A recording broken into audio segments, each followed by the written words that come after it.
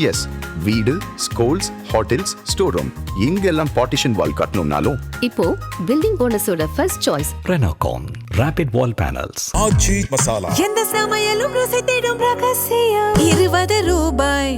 ஆஹா, no compromise. உங்க சைடுலயும் எங்க சைடுலயும். It's a GT promise. GT Holidays, South India's #1 travel brand. வர்ற வழியிலலாம் பார்த்துட்டு வந்தேன். எல்லோருமே ஒரு ஆச்சரியம் கலந்த ஒரு ஒரு ஒரு அதிசயமா பார்க்கறாங்க இத. கரெக்ட்டா? அதிசயம் இல்ல. ஆச்சரியம், அதிசயம். ஆச்சரியம் கலந்த ஒரு அதிர்ச்சியில் இருக்கிறாங்க. இங்க எல்லாமே ஒஸ்ட் பெர்ஃபார்மர் தான். விஜய் உட்பட எல்லாருமே எல்லா கட்சியுமே யார் பெஸ்ட் பெர்ஃபார்மர் சொல்லுங்க பாப்போம். யாருமே பெஸ்ட் பெர்ஃபார்மர் கிடையாது இந்த தேர்தலில். இதுதான் ஹைலைட். இந்த ஸ்கீமே நடைமுறைப்படுத்தினா கூட ஒருத்தர் கூட கேள்வி கேட்க மாட்டாங்க. எதுக்கு தான் பண்ணலனா கூட கேட்க மாட்டாங்க மக்கள். மாமா தாய் மாமா இதை எந்த சீரம் கேட்க மாட்டாங்க. எதையுமே எதிர்பார்க்க மாட்டாங்க. தீய சக்தியெல்லாம் போய் தூய சக்தி சப்போர்ட் பண்றீங்க, அவரும் அது பார்த்தீங்கன்னா அக்செப்ட் பண்ணிக்கிறாரு. அப்போ வாக்களித்த மக்கள் தாவேக்கா வேணான்றதுக்கு தான் உங்களுக்கு வாக்களிச்சிருக்காங்க. யார் பண்ணாலும் தப்பு தானே சார் இது. இப்போ அதிமுக ஒரு பெரிய ஒரு வலுவான கட்சி கரையா மாதிரி அரிச்சிட்டீங்க. என்ன பிரயோஜனம்? இப்ப சிலாகிக்கிறீங்க. திராவிடம் விழுந்தது. திராவிடம் எங்க விழுந்தது? திராவிடம் விழாது. இப்ப 1-1 ஆயிடுச்சு. இனி விஜய் வெர்சஸ் உதயநிதி. ஆதன் தமிழர்களுக்கு வணக்கம். பல்வேறு துறைகளில் ஆக சிறந்த ஆளுமைகளை சந்தித்து நாம் நேர்காணல் எடுத்து வருகிறோம். அந்த வகையில் மீண்டும் நம்மோடு இணைந்திருக்கிறார் பத்திரிகையாளர் திரு செகுவரா அவர்கள். அவரிடம் கேட்பதற்கு நிறைய இருக்கின்ற வாருங்கள், அவருமே கேட்போம். வணக்கம் செகுவரா சார். வணக்கம் சார். தமிழ்நாடு முதலமைச்சராக திரு ஜோசப் விஜய் அவர்கள் பொறுப்பேற்றிருக்கிறார். டிவிக்கே வெற்றி பெற்று ஆட்சி அமைத்திருக்கிறது. 2-3 நாட்கள் மிகப்பெரிய இழுவரியும் பிரச்சனையுமாவே இருந்தது. என்ன நடக்க போகுதுன்னு தெரியாம இருந்துச்சு. ஆட்சி பொறுப்பேற்று விட்டார். அதே போல தன்னுடைய முதல் உரையே சிறப்பாகவும் அதே போல ஒரு ஹை பிச்சில் பேசியிருக்காரு. ஓவரா ஆட்டம் போடணும்னு யாராவது நினைச்சீங்கன்னா அதெல்லாம் நிறுத்திக்கோங்க, ஓகேங்களா? அது மாதிரி ஒரு எச்சரிக்கையும் கொடுக்குறாரு தாவேக்கா நிர்வாகிகள் தொண்டர்களுக்கு. அதே போல ஒரே ஒரு பவர் சென்டர் தான், ஒரே ஒரு அதிகாரம் தான், இணை துணை அதெல்லாம் கிடையாதுன்னு அவர் சொல்லியிருக்காரு. எப்படி பார்க்குறீங்க திரு விஜய் அவர்களுடைய ஸ்பீச்? வழக்கமா எந்த ஆட்சியோட எடுத்துங்க நீங்க, திமுக ஆட்சி அதிமுக ஆட்சி எந்த ஆட்சியோட வழக்கமா இந்த வார்த்தைலாம் சொல்லுவாங்களே. முதலமைச்சர் பொறுப்பெடுத்தவங்க கண்டிப்பாக சொல்லுவாங்க. தன் சொந்த கட்சிகள் சொல்லுவாங்க, எதிர்கட்சிகளும் சொல்லுவாங்க. ஸோ இது வழக்கமாக சொல்கிறது தான் சார். இன்னும் கூட நிறைய சொல்லியிருக்கலாம் அவர். சட்டம் ஒழுங்கு பாதுகாக்கப்படும், இன்னும் நிறைய சொல்ல வேண்டிய ஒரு 3 அறிவிப்புகளை சொல்லிட்டாரு. 3 அறிவிப்பு சொல்லிட்டாரு. அதுதான் இங்கே பெருசாக எதிர்பார்த்ததெல்லாம் கேட்டால் இப்போ அவர் உண்மையிலே இப்போ அவர் முதல் அறிவிப்பு கொடுக்கணும்னா 6 சிலிண்டர் தரணும். இப்போதைக்கு என்ன சிலிண்டர் தானே பிரச்சனை? சிலிண்டர் பிரச்சனை இருக்கா? இல்லை, அந்த ஃபினான்ஷியல் கிரைசிஸ் இருக்குன்றத அவர் ஒத்துக்கிட்டார்ல. கஜானா இல்லை, நான் வெள்ளை அறிக்கை வெளியிடுவேன் சார். இது அதே போல நிதி இல்லை, காசு இல்லைன்னு.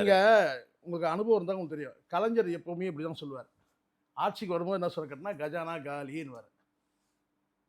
கலைஞர் சொல்கிறது அதுதான். ஜெயலலிதா அவர்களும் சொன்னாங்க. இவர் கொஞ்சம் கூடுதலாக சொன்னார், வழிச்சிட்டு போயிட்டாங்கன்னு சொன்னார் இல்லையா? அதெல்லாம் பார்த்தீங்கன்னா கடந்த காலத்தில் சொன்னது தான். அதான் நிலைமை சார். நிலைமை எப்பவுமே அதான் சார் நிலைமை.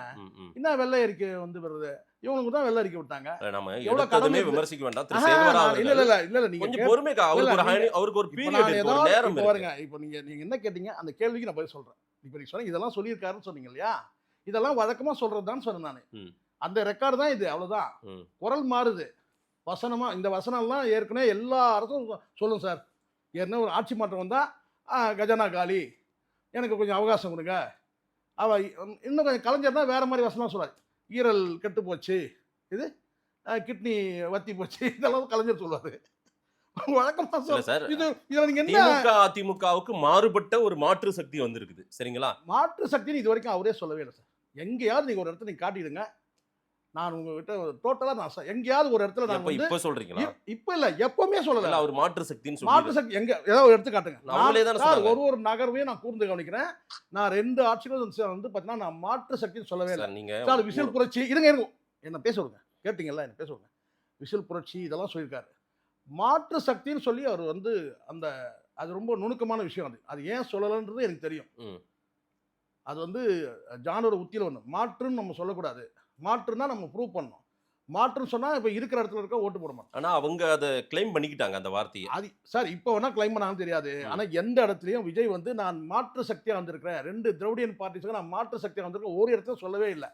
அது காரணம் கேட்டா அவங்க அதிமுக பக்கம் அதிமுக இந்த பக்கம் வரலாம், இல்லை இவங்க அந்த பக்கம் போகலாம், இந்த மாதிரி இழுபறி இருக்கும்போது எப்படி மாற்றுன்னு சொல்லுவார். சரி. அப்போ நீங்கள் என்ன கேட்பீங்க? மாற்றுன்னு சொல்லிட்டு நீங்கள் அவங்களோட போயிட்டீங்க. இப்போவே கேட்குறீங்களா இல்லையா?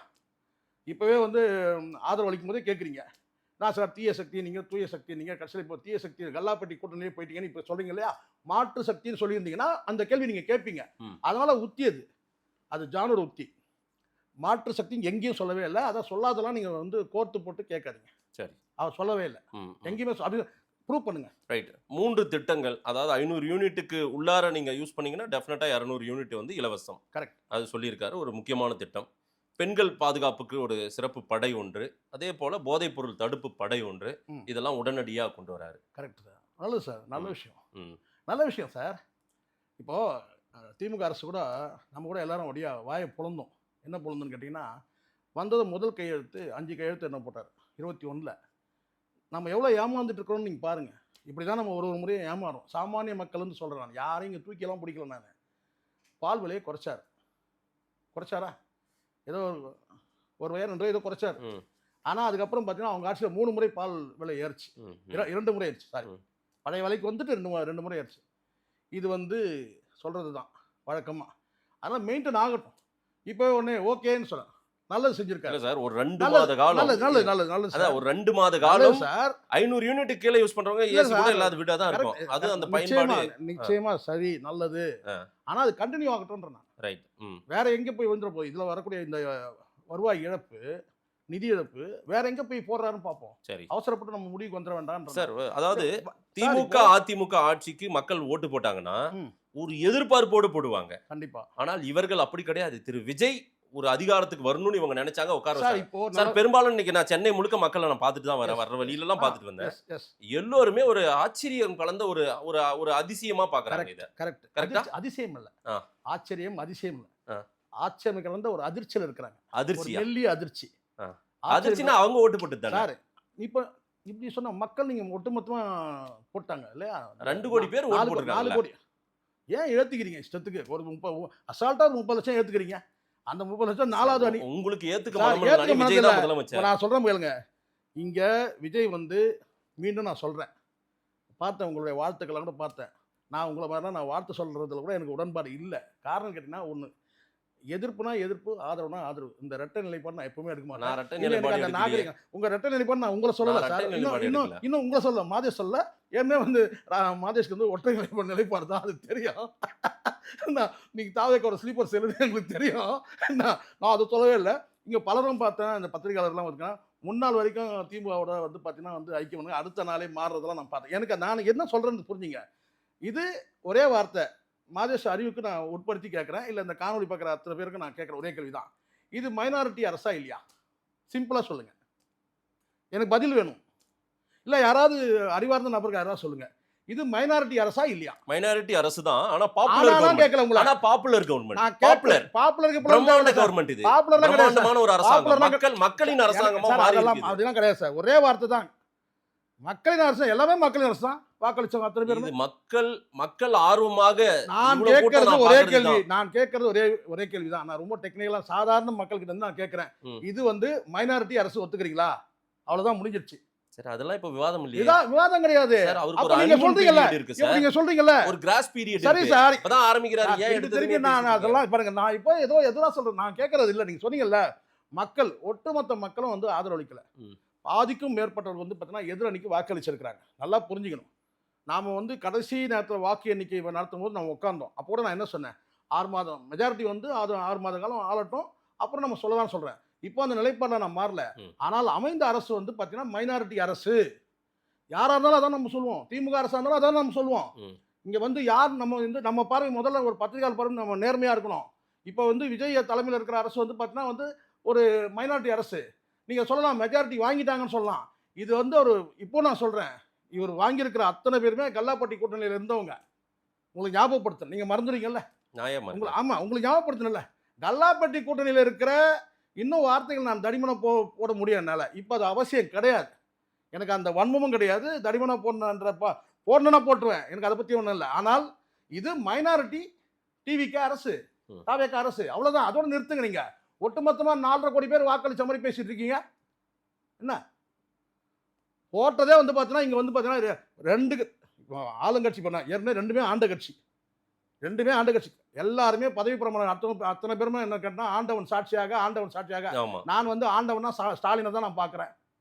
ஏன்னா அவர் தான் சாட்சியே இந்த அரசு அமையறதுக்கு. சொன்னவர் திருமாவளவன், அவர்கிட்ட போய் கேளுங்க என்னன்னு யாருடைய அனுமதியில வந்து ஆதரவுன்னு சொன்னார் திருமாவளவன். அது திரு சண்முகமும் வீரபாண்டியனும் சொன்னது அவர் பார்க்கலையா? சொல்லல, நமக்கு அது தேவையில்லை. நாங்க ஏன் அவங்க அப்ரூவல் வாங்கணும், அவங்க சார், பெர்மிஷன் வாங்கணும் அவங்க கேட்டேன். சார் அவங்க சொல்றதை பத்தி எனக்கு இல்லை சார். திருமாவளவன் கடைசியா என்ன சொன்னார், ம் இங்க யாரு வந்து பெஸ்ட் பெர்ஃபார்மர்னு நான் சொல்லவே இல்லை. ஓகே இருக்குதே ஒஸ்ட் பெர்ஃபார்மர் யாருன்னு கேட்டிங்கன்னா திருமாவளவன் தான். ஓகே நான் அதை சொல்லவே இல்லை. சொன்ன ஸ்டேட்மெண்ட் என்ன, ம் இப்போ அவங்க சொல்றது நீங்க எடுத்துக்கிறீங்க, ரைட், ஓகே, அதுவும் தவறு தான். ஆனாலும் வந்து பார்த்தீங்கன்னா அவங்க கூட்டணிக்கு போனதே தவறு தான், இந்த ஆதரவு அளிக்கிறதே தவறு தான், நான் அதில் மாறல. ஆனாலும் என்ன சொல்றாங்க, நான் இது எங்க முடிவுன்ட்டாரு. ஆனால் இவர் என்ன சொல்றாரு, முடிவெடுத்து கடைசியா தாமதமாக முடிவெடுக்கிறாரு. அந்த தாமதத்துக்கு காரணம் என்ன சொல்றேன்னா, நான் உயர்நிலை குழுலாம் கூட்டினேன்னு சொல்றாரு. அதுக்கப்புறம் என்ன சொல்றாரு கேட்டால், நான் வந்து முன்னாள் முதலமைச்சர் மு க ஸ்டாலின்ட்டு கேட்டேன்னு சொல்றாரு. இதெல்லாம் வந்து ஒரு ஒஸ்ட் பெர்ஃபார்மர்ன்றதுக்கு அடையாளம் இதெல்லாம். நான் நேர்மையாக பேசணும்னு நினைக்கிறேன், தயவு செஞ்சு எனக்கு இழுத்து விட்டுறாதீங்க எங்கேயும். எனக்கு விஜய் மீது வன்மம்லாம் கிடையாது, வருத்தம் இருக்குது. இப்போ கூட ஒரு அற்புதமான தருணத்தில் மனைவி பிள்ளைகள் இல்லை, இன்னொரு தருணம் வரப்போகிறதுல விஜய் வாழ்க்கையில். இதெல்லாம் சொன்னால் நான் தனிப்பட்ட வாழ்க்கை பேசணும்னு நீங்கள் சொல்லுவீங்க, உங்களை மாதிரி ஆட்கள். எனக்கு அதை பற்றி கவலையும் கிடையாது, எனக்கு வருத்தம் உண்மையிலேயே. அந்த இடத்துல ஒரு பிள்ளைகளும் ஒரு மகனும் இருந்திருக்கும், மனைவி இருந்திருக்கணும். ஆனால் அவர் ஃபீல் பண்ணுறாலே நான் ஃபீல் பண்ணுறேன், இது வேற. ஆனால் மைனாரிட்டி தாவேக அரசுல மாற்றமே கிடையாது. நான் சொல்கிறேன், இங்கே எல்லாமே ஒஸ்ட் பெர்ஃபார்மர் தான், விஜய் உட்பட எல்லாருமே. எல்லா கட்சியுமே யார் பெஸ்ட் பெர்ஃபார்மர் சொல்லுங்க பாப்பா, ஒன்னொன்னா உடைப்போம். சொல்லுங்க, யாராவது ஒருத்தர் சொல்லுங்க. யாருமே பெஸ்ட் பெர்ஃபார்மர் கிடையாது இந்த தேர்தலில். இதுதான் ஹைலைட். கடந்த தேர்தலில் ஒன்று ஜெயலலிதா இருப்பாங்க, இல்லை ஸ்டாலின் இருப்பாங்க, இல்லை வேற ஏதாவது ஒரு வந்து பார்த்தீங்கன்னா வந்து தேசிய கட்சிகள் கூட கூட்டணியில் வைக்கும்போது கூட அவங்க பெஸ்ட்டாக பெர்ஃபார்ம் பண்ணாங்க. சொல்லுங்க, இங்கே யார் பெஸ்ட் பெர்ஃபார்மர் இந்த தேர்தல், நீங்கள் சொல்லுங்க. அதாவது கடந்த கால திரு விஜய் அவர்களுடைய ஸ்பீச்சை நாமளே டீகோட் பண்ணி பேசியிருக்கோம் நிறையா. ஆனா இந்த முறை விஜய் அவர்கள் ஒரு சினிமா நடிகர் வந்து இல்ல, அவர்கிட்ட ஒரு பெரிய உற்சாகமும் தன்னுடைய பொறுப்பையும் உணர்ந்த போல தெரியும். அவருக்கான ஒரு இது வந்துருச்சு, ஒரு பலம் வந்ததை நல்லா ஒன்று புரிஞ்சுங்க சார். ஒரு நடிகர் வந்து இயல்பாவே நல்லா ஒன்று புரிஞ்சுக்கணும். கடந்த காலத்து ஒரு சின்ன ஒரு உதாரணம் சொல்றேன். கடந்த காலத்தில் பெரிய விஷயம் வந்து ஹைலைட் பண்ணாங்க. டிஎம்கே கவர்மெண்ட்ல வந்து ஜெயலலிதா வீட்டில் ரைடு பண்ணாங்க.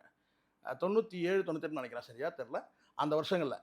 அப்போது என்ன சொன்னாங்கன்னு கேட்டிங்கன்னா வந்து ஜெயலலிதா வீட்டில் வந்து பார்த்திங்கன்னா வந்து 300 ஜோடி செருப்பு எடுத்தோம், 1000 சேலைகள் எடுத்தோம், வாட்ச் 200 வாட்ச் எடுத்தோம், இப்படிலாம் வந்து பேப்பரில் வந்து. அப்போலாம் இணையம் கிடையாது, இந்த டிஜிட்டல் மீடியா கிடையாது வந்து.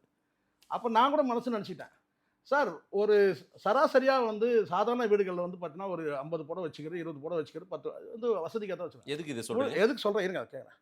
ஒரு நடிகை அவங்க ப்ரொஃபஷனலே வந்து தன்னை அழகுப்படுத்திக்கிறது தான். சரி, அப்போ இந்த நகை நட்டு இந்த லொட்டு லொசுக்கு இதெல்லாம் இருக்கிறது சகஜம் தான், சரி, இயல்பு இது ஒரு நடிகைகள். அதே மாதிரி ஒரு நடிகன் வந்து பார்த்தீங்கன்னா வசனங்கள் பேசுறதுன்னு கேட்டால் இயல்பு. வசனம் பேசுறதுன்னா அவன் நடிகனே கிடையாது. அந்த வகையில இருங்க, நான் சொல்லி இருங்க சார். உள்ளுணர்வு இருக்கு, அதெல்லாம் இருக்கு. இதெல்லாம் சார் ஒரு நடிகனால இதெல்லாம் பண்ண முடியாது சார். இந்த மாதிரி பெர்ஃபார்ம் பண்ண முடியாதா ஒரு நடிகர்? இதை விட பெர்ஃபார்ம் பண்றதுக்குலாம் ஆள் இருக்கிறாங்க. இதுதான் உண்மை. என்ன நீங்க பேசுறீங்க? இதெல்லாம் வந்து ஒரு நடிகனுக்கு உள்ள இயல்பு. இதெல்லாம் நைட்டெல்லாம் மனப்பாடம் பண்ணியிருக்கிறாரு, நல்லா வந்து பேசியிருக்காரு. இதுக்கு முன்னாடி சரியா மனப்பாடம் பண்ணல, அப்போ நம்பிக்கை இல்லை. இப்போ நம்பிக்கை வந்து முதலமைச்சர் ஆயிட்டாரு. இதுக்கு மேலே அவர் பெர்ஃபார்ம் பண்ணாமல் இருந்தால் நீங்கள் என்ன சொல்லுவீங்க? துண்டு சீட்டுன்னு சொல்லுவீங்க. அப்படி தானே இருக்கு. இப்போ மு க ஸ்டாலின் அவர்கள் வந்து பார்த்தீங்கன்னா ஏன் வந்து ஒரு இந்த பர்சனலாக அட்டாக் பண்ணதுனா எல்லாருமே என்ன சொன்னாங்க? அவர் துண்டு சீட்டு வச்சு பேசுகிறாருங்க அப்படின்னு சொன்னாங்க, புரியுங்களா? இவர் A4 ஷீட் வச்சு பேசினார் பிரச்சாரத்தில். இப்போவும் மறுபடியும் அதே இடத்துக்கு வந்துடக்கூடாதுல்ல. அப்போ நல்லா மனப்பாடம் பண்ணிட்டு வந்திருக்கிறாரு. அதனால் ஒரு குறிப்பிட்ட ஒரு வசனத்தை வந்து பார்த்தீங்கன்னா 100 முறை பேசிங்கன்னா அதுக்கப்புறம் பேப்பரை தூக்கி போட்டு சார் நீங்களே என்னையா இதை போய் அப்படின்னு. சார் இதெல்லாம் ஒரு பெரிய விஷயமா எல்லாத்தையும் பேசுறீங்க. ஒரு கோட்டு போட்டுன்னு வந்தார். என்னங்க நீங்கள் அவருக்கு என்ன ஸ்கீம் கொண்டு வராரு, வந்து வெள்ளை அறிக்கை விடுறன்றாரு, அதை பற்றி பேசுங்க. மின்சாரத்தை வந்து பார்த்தீங்கன்னா ஒரு யாரை நான் குறிப்பிட்டு நான் சொன்னால் உங்களை நான் டார்கெட் பண்ணுறதா நீங்கள் நினைப்பீங்க. ஒரு அறிவார்ந்த நபர்களே அவர் பார்த்தீங்களா எல்லாரும் வேட்டி சட்டெல்லாம் போட்டு வந்தாங்க. அவர் வந்து கோட் ஷூட் போட்டு வந்தார். ஏங்க எங்கள் ஊரில் வந்து பார்த்தீங்கன்னா நாட்டு வைத்தியர் இந்த மாதிரி கோட் ஷூட் தான் போட்டு போவாங்க. நாட்டு வைத்தியர் இருக்கிறாங்கல்ல, அவங்களே இந்த மாதிரி கோட் ஷூட் தான் போவாங்க. இப்போ நீங்கள் ஆந்திராவில் பல பகுதியில் போனீங்கன்னு வச்சுக்கலாம். நான் ஆந்திராக்காரங்க கிடையாது, அதுக்காக நீங்கள் முடிவு பண்ணாதீங்க. இன்றைக்கி தமிழ்நாட்டில் வேணால் எல்லாம் ஆந்திரா அந்த பக்கம் போயிட்டீங்கன்னா பெரும்பாலும் வந்து பார்த்தீங்கன்னா நாட்டு வைத்தியர்களை இந்த கோட்டு தான் போட்டிருப்பாங்க. அறிவார்ந்த வழக்கறிஞர்கள் இந்த கோட்டு தான் போடுறாங்க. கோட்டு ஷூட்டு முக்கியம் கிடையாது சார். அதுவா முக்கியம் இப்போ. என்னென்ன சவால்கள் இருக்குன்னு நினைக்கிறீங்க டிவிக்கு? கண்டிப்பா அந்த 10 லட்சம் கோடி கடன் இருக்குது ஒண்ணு பெரிய சவால் அது. 2வது வந்து கேட்டா இவர் அறிவிச்சிருக்கிற அத்தனை ஸ்கீமே இவருக்கு சவால். அதுதான் இப்போ முன்னாடி வந்து இந்த தேர்தல் நேரத்துல நீங்க விடுறது தான் ஆனா வார்த்தை. எனக்கு தெரிஞ்சு விஜய் கிட்ட எதிர்பார்ப்பு மக்கள் கிட்ட அவர் செய்யலனா கூட அவரை ஏத்துக்கிற ஏன் இல்ல? மக்கள் ஒரு பெரிய கூட்டம் ஏன் இல்ல? அவருக்கு ஒரு ஏன் செக்டார் இல்ல? இருக்கு போல. இல்ல ஏன் இல்ல சொல்லுங்க? ம். ஏன் இல்ல? ஒரு மெஜாரிட்டி கவர்மெண்ட் வந்து பார்த்தீங்கன்னா கிட்டத்தட்ட வந்து ஒரு 4.5 கோடி பேர்ல வந்து ஒரு 2.5 கோடி பேர் வாக்களிச்சிருந்தாங்கன்னா நீங்க சொல்றது இருக்கும். இங்க வாக்களிச்சதே வந்து பார்த்தீங்கன்னா 3ல ஒரு பங்கு தான் இருக்கு. அப்போ வந்து பார்த்தீங்கன்னா அந்த எதிர்பார்ப்பு குறைவா இருக்கும். ம். அதையும் கூட வந்து பார்த்தீங்கன்னா பாதி பேர் இவர் வந்து ஸ்கீம்லாம் கொடுத்துருக்கிறாருலாம் இல்லை. அது வந்து பார்த்தீங்கன்னா திமுக தலையெழுத்து. இது அங்கே வந்து பார்த்தீங்கன்னா வந்து ஒரு கவர்ச்சி ஆளுமை கிடையாது. அங்கே இருந்த ஆளுமை என்ன கேட்டால் ஸ்கீமை நம்பி இருந்தாங்க. ஸ்கீம் வந்து திமுக வந்து வாக்களிச்சவங்க ஸ்கீமை நம்பி, அப்போ நாளைக்கு வந்து அந்த ஸ்கீம் நடைமுறைப்படுத்தோட கேள்வி கேட்பாங்க. ம். ம். இங்கே வந்து ஸ்கீமை நம்பி வாக்களிச்சாங்க. நடிகர்ன்ற அந்த ரசிகர்கள் கூட்டமே பாதி மேலே ம். ஓட்டதே 3ல ஒரு பங்கு. அதில் பாதி பேர் வந்து பார்த்தீங்கன்னா அந்த சினிமா கல்ட்டு ரசிகர் இது அடிப்படையில் தான். இது சில பேர் வந்து மாற்றம் வேணும்னு போட்டாங்க. இன்னும் சில பேர் வந்து பார்த்தீங்கன்னா டெக்னாலஜி வந்து பார்த்தீங்கன்னா மயங்கி விழுந்தாங்க. இன்னொரு பக்கம் இவிஎம் மிஷின். இப்படி கலப்படமாக இருக்கும்போது பார்த்தீங்கன்னா இவருக்கு இந்த ஸ்கீமே ஒரு நடைமுறைப்படுத்தினா கூட ஒருத்தர் கூட கேள்வி கேட்க மாட்டாங்க. எதுக்கு தான் பண்ணலனா பண்ணலாம் கூட கேட்க மாட்டாங்க மக்கள். ம். நான் சொல்கிறேன் பாருங்க, இவர் இதெல்லாம் வந்து கஷ்டமே கிடையாது. ம். இந்த ஸ்கீமை நீங்கள் சொன்னீங்க வந்து என்னது அண்ணன் சீரு மாமா தாய்மாமன் தாய்மாமன் சீரு. இதை எந்த சீரும் கேட்க மாட்டாங்க. எதையுமே எதிர்பார்க்க மாட்டாங்க. நான் சொல்கிறேன் பாருங்க, ஆட்சிக்கு வந்து பார்த்தீங்கன்னா அவ பேருன்னு வந்ததுனாக்கா அவர் எதை பாயிண்ட் அவுட் பண்ணார் கவனிச்சிங்களா? எதை பாயிண்ட் அவுட் பண்ணார்? தன் சொந்த வந்து இப்போ ஆட்டம் போடலாம்னு நினைக்காதீங்கன்னு சொன்னார் பார்த்தீங்களா? அது வந்து பார்த்தீங்கன்னா அவர் உணர்ந்திருக்கிறார். கொஞ்சம் உஷாரா இருக்காரு. உணர்ந்திருக்கிறார். முதல்ல அவர் எதை சொல்லியிருக்கு கேட்டால், அது எதிர்கட்சியாலும் இருந்தாலும் பார்க்க மாட்டேன், நான் ஆளுங்கட்சியாக பாரபட்சம் பார்க்க மாட்டேன்னு அப்படி சொல்லியிருக்கணும். அப்படி எடுத்து கொடுத்துருக்கணும் பாயிண்ட்டை. அங்கே எடுத்து கொடுத்தவங்க சரி கிடையாது. முதல்ல எடுத்ததுமே அவர் என்ன சொல்கிறார் கேட்டால் வந்து நம்ம ஒரு ஆட்டம் போடலாம் நீங்கள் நினச்சிடாதீங்க.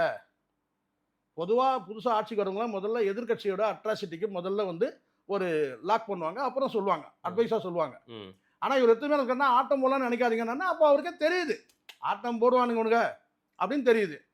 அதனால் வந்து நான் இன்னொன்று முக்கியமானது சொன்னார், அதுதான் நீங்கள் கவனிக்கணும். அதை நான் விட்டு நோக்கினேன். ஒரே சென்டர் அப்படின்னு சொல்லி சொன்னார்ல, ஆமா. அதுதான் இருக்குல்ல செம பவர் சென்டர். Power centre. இது ஒரே பவர் சென்டர் சொன்னார் பார்த்தீங்களா? அதுதான் செம காமெடி. ஏன்னா இங்கே ஒரு 4 பவர் சென்டர் இருந்துச்சு. அது இப்போலாம் நான் இதுக்கு முன்னாடி சொல்லியிருக்கேன். இங்கே திமுகவில் வந்து ஒரு 4 பவர் சென்டர் இருந்துச்சு. ஒன்று அது விடுங்க, அதான் 4 முடிஞ்சிச்சு. அது சொன்னாலும் வந்து தேவையில்லாதது. ஆனால் இப்போ இங்கே வந்து பார்த்தீங்கன்னா 40 இருக்கும். இங்கே 40 இருக்கும். இங்கே கண்ணுக்கு தெரிஞ்சிருச்சு சார். அது மு.க. ஸ்டாலின், சபரீசன், வந்து உதயநிதி, துர்கா ஸ்டாலின், கனிமொழி, எப்படி ஒரு 5 பவர் சென்டர் இருந்தது. இங்கே வந்து பார்த்தீங்கன்னா 50 பவர் சென்டர் இருக்கும். எங்கெங்கே எந்தெந்த பவர் சென்டர் இருக்குன்னே தெரியாது. பொறுத்து வந்து பாருங்கள். நான் உள்வாங்கனால சொல்கிறேன். விஜய் சமாளிப்பார் சார். பார்க்கலாம். உங்கள் நம்பிக்கை யாருமோ நான் உங்கள் நம்பிக்கை வந்து வெல்லட்டும். நான் அதெல்லாம் எதுவும் சொல்லவே இல்லை. புரியுங்களா சொல்கிறது? ஆனால் 6 மாத காலம் வந்து 6 மாதம் கூட கிடையாது. அதுக்கு என்ன இலக்கு 6 மாதம் கூட அவசியம் இல்லை. அடுத்தடுத்து இவர் என்ன நிலைப்பாடு இருக்குது, என்னெல்லாம் நடக்குது இந்த அரசு, அதெல்லாம் பொறுத்து இருந்து பார்ப்போம் சார். நமக்கு ஒன்றும் வன்மம்லாம் கிடையாது. சரி, இதுதான் வந்து அமைப்பு இருக்குன்னா நம்ம மாற்ற முடியாது. ஆனால் இந்த அரசு வந்து பார்த்தீங்கன்னா வந்து அமையறதுக்கு முழுமையாக மக்கள் ஆதரவளிச்சாங்க மட்டும் தயவு செஞ்சு சொல்லுங்க. இங்கே இருக்கிற அரசியல்வாதிகள் வந்து பார்த்தீங்கன்னா ரொம்ப கேவலமாக பெர்ஃபார்மன்ஸ் பண்ணதுடைய விளைவு இங்கே இருக்கிறது மட்டும் கிடையாது. 2000 கிலோமீட்டருக்கு அந்த பக்கம் இருந்து கூட சொல்கிறேன் நான். அரசியல்வாதிகள் வந்து பார்த்தீங்கன்னா தவறான வந்து என்ன சொல்கிறேன்னா பொலிட்டிக்கல் பெர்ஃபார்மன்ஸ் தான் நான் சொல்லுவேன். அது காரணம் அமித்ஷா அவசரமாக கூட்டணி வச்சது. இங்கே அதிமுகன்ற ஒரு கட்சி அழிஞ்சு போகுது. இங்கே வந்து பார்த்தீங்கன்னா நீங்கள் திராவிடம் வீழ்ந்ததுன்னு பேசுகிறீங்க. எங்கே திராவிடம் வீழ்ந்தது? ஒரு 1.5% தான் வித்தியாசம் இருக்குது. எங்கே திராவிடம் வீழ்ந்தது? இப்போ அதிமுக வந்து ஒரு வலிமையான கட்சி அழிஞ்சு போகுது. அந்த அழிவுக்கு காரணம் யார்? இப்போ இன்னொரு வந்து பார்த்தீங்கன்னா இது வரைக்கும் உண்மையிலே சொல்கிறேன், இந்த தயவு செஞ்சு அந்த பிஜேபியில் இருக்கிறவங்க கூட நீங்கள் உற்று நோக்குங்க.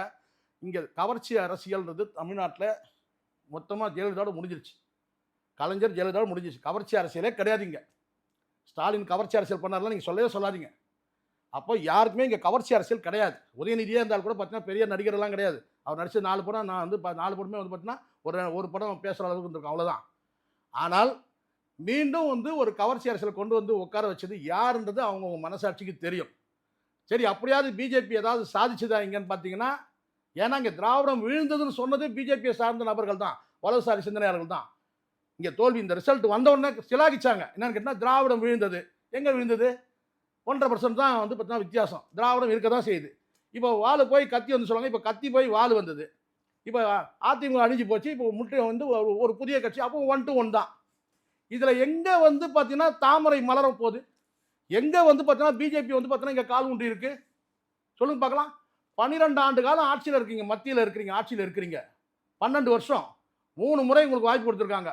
ஒரு நல்ல ஸ்கீமை கொண்டு வந்து தமிழ்நாட்டில் போட்டு தமிழ்நாட்டு மக்களை கவர் பண்ணுறதுக்கு உங்களுக்கு வக்கு இல்லை, துப்பு இல்லை. ஆளாளுக்கு தூக்கி பிடிக்கிறீங்க. இப்போ மறைமுகமாக வந்து இப்போ விஜய் தூக்கி பிடிச்சிங்க, ஏதோ ஒன்று பண்ணீங்க. ஏன்னா திமுக முற்றிலும் அழிஞ்சிடும் சொல்லிட்டு. திமுக அழியல, ஸ்ட்ராங்காக இருக்குது. இன்னொரு 10 வருஷத்துக்கு வந்து பார்த்தீங்கன்னா ஸ்டாலினும் உயிரோடு இருப்பார். இப்போ எங்கே நீங்கள் இப்போ பிஜேபி சாதிச்சது என்ன? திமுக வந்து பார்த்தீங்கன்னா பெர்ஃபார்ம் பண்ணலை. நான் இப்போ சொல்கிறேன். ஏன்னா கூட்டணி வந்து பார்த்தீங்கன்னா கூட்டணி தலைவர்கள்ட்ட ஜெல் ஆகலை. இன்னைக்கு திருமாவளவன் ஏன் இப்படி அப்படின்னு ஜம்ப் பண்ணுறாரு, ஏன் ஓடுறாரு? தேர்தலுக்கு முன்னாடியும் வந்து கூட்டணியில் வந்து அவருக்கு ஐக்கியமாகத ஒரு சஞ்சலம் இருந்துச்சு. எண்ணிக்கை குறைவாக இருக்குது, புலம்புனாரு. அதுக்கப்புறம் தேர்தலுக்கு முன்னாடி புலம்புனாரு, அப்புறம் கவுண்டிங்கு முன்னாடி புலம்புனாரு, கவுண்டிங் அப்புறம் புலம்புனாரு. இப்போ என்ன செஞ்சுட்டாரு? அணி மாறிட்டாரு. இப்போவும் ஒரு சப்பக்கட்டு கட்டுறாரு. நான் எனக்காக போல, தமிழ்நாட்டு நலனுக்காக போனேன், ஏன்னா கவர்னர் ஆட்சி வந்துடும். என்னங்க இது பேச்சு? கவர்னர் ஆட்சி 6 மாதம் தானேங்க, 6 மாதம் தானேங்க. மக்கள் தானேங்க சந்திக்கணும். மாதேஷ் நேர்மையான மனிதராக இருந்தால் தான் நான் சொல்கிறது புரியும். இங்கே யாருக்குமே மெஜாரிட்டி இல்லை. நீங்கள் மீண்டும் மக்கள்கிட்ட தான் போகணும். நீங்கள் தனியாக சிண்டிகேட் பண்ணுறீங்க. அப்போ கல்லாப்பட்டி கூட்டணி அங்கே போகுது. தூய சக்தியிலேருந்து நீங்கள் வந்து பார்த்தீங்கன்னா அங்கே போய் சப்போர்ட் பண்ணுற தீய சக்தியெல்லாம் போய் வந்து தூய சக்தி சப்போர்ட் பண்ணுறீங்க. அவரும் அது வந்து பார்த்தீங்கன்னா அக்செப்ட் பண்ணிக்கிறாரு. அப்போ வாக்களித்த மக்கள் வந்து தாவேக்கா வேணுன்றதுக்கு தான் உங்களுக்கு வாக்களிச்சிருக்கிறாங்க. சொல்லுங்கள், அதிமுக வாக்களிச்சிருக்கிறாங்க. யார் பண்ணாலும் தப்பு தானே சார் இது? இப்போ அதிமுக ஒரு பெரிய வந்து ஒரு வலுவான கட்சி கரையா மாதிரி அரிச்சிட்டீங்க. என்ன பிரயோஜனம்? நாசமாக போச்சு. அவ்வளோ எளிதாக வந்து பார்த்தீங்கன்னா வந்து இங்கே வந்து கிட்டத்தட்ட வந்து 15 வருஷம் ஆகுது, 15 வருஷம் ஆக போகுது. அதை வந்து முற்றிலுமாக அழிக்கிறதுக்கு. எம்ஜிஆர் இறந்த பிறகு பார்த்தீங்கன்னா வந்து வலிமையாக இருந்துச்சு. ஜெயலலிதா இறந்தும் 15 வருஷமாக இன்னும் கூட வந்து பார்த்தீங்கன்னா அதை அழிக்க முடியல வந்து அதிமுகவை. ஆனால் கிட்டத்தட்ட அந்த ஸ்டேஜ் வந்துடுச்சு. காரணம் யார் காரணம் நல்லா தெரியும். கூட்டணி நீங்கள் ஒரு கூட்டணி கணக்கு வைக்கிறீங்க சார். ஒருத்தரை அழிக்கணும்னு வைக்கவே வைக்காதீங்க. நாம் வளர்னா நம்ம ஆட்சியை பிடிக்கணும். இப்படி நினச்சிருந்துச்சுன்னா பிஜேபி என்றைக்கோ தமிழ்நாட்டில் இருந்திருக்கும். எவ்வளோ பெரிய கவர்மெண்ட், ஒரு வலிமையான ஒரு பிரதமரை வச்சுக்கிட்டு ஒரு 12 ஆண்டு காலம் நீங்கள் வந்து பிரதமர் பதவி வச்சுக்கிட்டு ஒரு ஸ்கீமை கொண்டு வந்துட்டு ஒரு ஸ்டேட்டில் இருந்து நீங்கள் வந்து பார்த்தீங்கன்னா ஒரு 5 சீட்டு சுயமாக நின்று ஜெயிக்க முடியல. வெக்கமா இல்லை? நான் கேட்குறேன். இந்த வலதுசாரிகள் அத்தனை பேரும் கேட்குறேன், பிஜேபி அத்தனை பேரும் கேட்குறேன். நீங்க எப்படி வேணா இருந்துங்க. ஒரு வார்த்தை விஜய் வளர்ச்சிக்கு பிஜேபி மறைமுகமா பண்ணிட்டீங்க. இப்ப கணக்கே தப்பா போயிடுச்சு. கணக்கே தப்பா போயிடுச்சுல. இப்ப ராகுல் காந்தி வந்து உட்கார்ந்து இருக்கிறாரு. உங்க கவர்னர் தான் பதவி பிரமாணம் செய்ய வைக்கிறாரு. நீங்க என்ன சார் சாதிச்சீங்க? பிஜேபி நான் கேட்கிறேன், நீங்க என்ன சாதிச்சீங்க? மீண்டும் ஒரு வந்து பார்த்தீங்கன்னா ஒரு கவர்ச்சி பிம்பத்தை தானே கொண்டு வந்து உட்கார வைக்கிறீங்க. அப்ப ஜெயலலிதாவை இருந்துட்டு போயிருக்கலாமே, அதிமுக இருந்துட்டு போயிருக்கலாமே. ஒரு பக்கம் எல்லாருக்கும் இங்க யாருக்கும் புரியாமலாம் கிடையாது. நீங்க ஒரு கணக்கு போட்டீங்க, அந்த கணக்கு நடக்கல. நீங்க எதுக்கு நீங்க அதிமுகவில் போய் நமக்கு வந்து பார்த்தீங்கன்னா சப்போர்ட் பண்ணோம்? அவன் மூலமா ஒரு 5 எம்எல்ஏ நின்று தோத்தவங்களாம் முன்னாள் கவர்னர், மத்திய அமைச்சர், எல்லாம் டாப்ல இருக்கிறவங்க. உங்களால வந்து பார்த்தீங்கன்னா ஒரு 5 எம்எல்ஏ சுயமாக கூட்டணியில் நின்று 5 பேர் ஜெயிக்க முடியல. இப்ப சிலாகிக்கிறீங்க. திராவிடம் விழுந்தது. திராவிடம் எங்க விழுந்தது? திராவிடம் விழாது. இப்போ 1 to 1 ஆயிடுச்சு. இனி விஜய் வெர்சஸ் உதயநிதி. இதுதான் களம். பார்க்கலாம். அதுதான் நடக்குது. இதுதான் களம். இங்கே நம்ம பேசுவோம். கிட்டத்தட்ட 1.5 வருஷத்துக்கு முன்னாடி பேசுவோம். இதுதான் களம். ரைட். இங்க நீங்க ஒன்னும் இதே இந்த ராகுல் காந்தி கூட பாத்தீங்கன்னா லாலிபாப் தான் கிடைக்க போகுது 29ல. இங்க என்ன பாருங்க. மீண்டும் மீண்டும் நான் சொல்றது ஒன்று புரிஞ்சுக்கணும் மாதேஷ். இங்க ஒரு கட்சியை அழிக்கணும், ஒரு சித்தாந்தத்தை அழிக்கணும்லாம் நீங்க வந்து நினைக்காதீங்க. இன்னைக்கு சீமான் வந்து ரத்தத்தை ஊற்றி கொஞ்சம் கொஞ்சமாக கட்சியை கொண்டு வந்தார். நீங்கள் ஒரு நடிகனை கொண்டு வந்து மொத்தமாக காலி பண்ணிட்டீங்க. இப்போ 4% மறுபடியும் அவர் வந்து ஒன்று ஆரம்பிக்கணும். யாரால் நடந்தது இது? ஒரு நடிகனை கொண்டு வந்தது யாரு? எனக்கு நல்லா தெரியும். இது ஆரம்பத்துலேருந்து எனக்கு தெரியும். ஏன்னா நான் ஜானோட ஆரம்பத்தில் நான் இருந்திருக்கிறேன் ஒரு மாதம். இது ஆபத்தானது, நம்ம ஐடியாலஜிக்கு சுத்தமாக வந்து பார்த்தீங்கன்னா ஒத்து போக தான் அங்கேருந்து நான் வெளியே வந்தேன். இன்றைக்கி நட்பு இருக்குது, அது வேற. ஆனால் எனக்கு தெரியும் இதுக்கு பின்னாடிலாம் யார் இருக்கிறாங்க. இப்போ தான் புலம்புறீங்க. நான் தான் முதல்ல சொன்னேன் இதுக்கு பின்னாடி ரூட் மாஃபியா இருக்குன்னு. இப்போ தான் எல்லாரும் பேசுகிறீங்க. அன்றைக்கி நான் சாதாரண ஆள் பேசினா யாரும் பேசவே இல்லை. நக்கீரன் ஒருத்தர் தான் துணிச்சலாக வந்து பதிவு பண்ணார். யாரும் பண்ணல. இதுக்கு பின்னாடி மிகப்பெரிய சதி இருக்கு. மக்கள் சொல்லாதீங்க. மக்கள் போட்டு ஓட்டு போட்டு ஜெயிக்கல. திருப்பி சொல்கிறேன், மக்கள் ஓட்டு போட்டு ஜெயிக்கல. அங்கே ஓட்டு போடுறது 1.5 கோடி நான் பிரிச்சிடறேன். நான் ஒன்றா உடனே சொல்லுங்க, ஒரு 50 லட்சம் பேர் ஓட்டு போட்டிருப்பான். மீதி இருக்கிற 1 கோடி பேர் வந்து பார்த்தீங்கன்னா அது எப்படி இப்படி வந்ததுன்னு எனக்கு தெரியும். என்ன மாயாஜாலமா? ரெண்டே வந்து இதுக்கெல்லாம் வந்து இந்த மாதிரி அரசியல்லாம் ரஜினிக்கு பண்ண தெரியாது. அதனால அவர் வரல. இந்த மாதிரி அரசியல்லாம் அவர் பண்ண தெரியாது. வேண்டான்னு ஒதுங்கிட்டாரு. ஆனால் இவங்க எல்லாத்துக்கும் ரெடின்னாங்க. எப்படி சார் முடியும்? நீங்களும் சொல்லுங்க. கரூர் சம்பவத்தில் ஏதோ ஒரு காரணத்தில் வந்து பார்த்தீங்கன்னா அவர் மேலே ஒரு சொல் இருக்க தானே செய்யுது. முற்றிலுமா நான் சொல்லவே இல்லை. ஏதோ ஒரு சொல் இருக்கு, ஏதோ ஒரு குறை இருக்கு. அதெல்லாம் தாண்டி எப்படி வெற்றி பெற முடியுது? முழுக்க இணையத்தையும் டெக்னாலஜியை வந்து பயன்படுத்தி மூல செலவு பண்ணி இன்னைக்கும் அதை பிரதிபலிச்சார் பதவி ஏற்றுக்கும் போது. குட்டீஸ் என்ன சொன்னாரு? குட்டி நண்பா நண்பீஸ். அதான், அவ்வளோதான். முழுக்க மூல செலவு பண்ணி ஜெயிச்சுட்டு கதை விட்டு இருக்கீங்க. கேட்டால் மக்கள் வாக்களிச்சாங்க. இப்போ நான் சொல்றேன், மக்கள் கிட்ட மகிழ்ச்சியே இல்லை, இயல்பா இருக்கிறாங்க. மக்கள் எப்படி இருக்காங்க தெரியுங்களா? நீங்க சொன்ன மாதிரி ஒரு அதிர்ச்சியும் ஒரு ஆச்சரியம் கலந்த மாதிரி என்னங்க நடக்குது, என்ன செய்யுது, அப்படியா இவர் முதலமைச்சரா, அப்படியா? இதே ஜெயலலிதா வந்து பார்த்தீங்கன்னா முதலமைச்சர் பதவி இருக்கும்போது அப்படி இருக்காது. சரி சார், வர நாட்களில் தெரிஞ்சிருமில்ல, பார்ப்போம் சார், முழுசாக பார்ப்போம். நிறைய விஷயங்கள் புதுசாக சொல்கிறீங்க, மக்கள்கிட்ட கொடுப்போம். நேரம் கொடுத்து பேசியதுக்கு நன்றி. நன்றி சார்.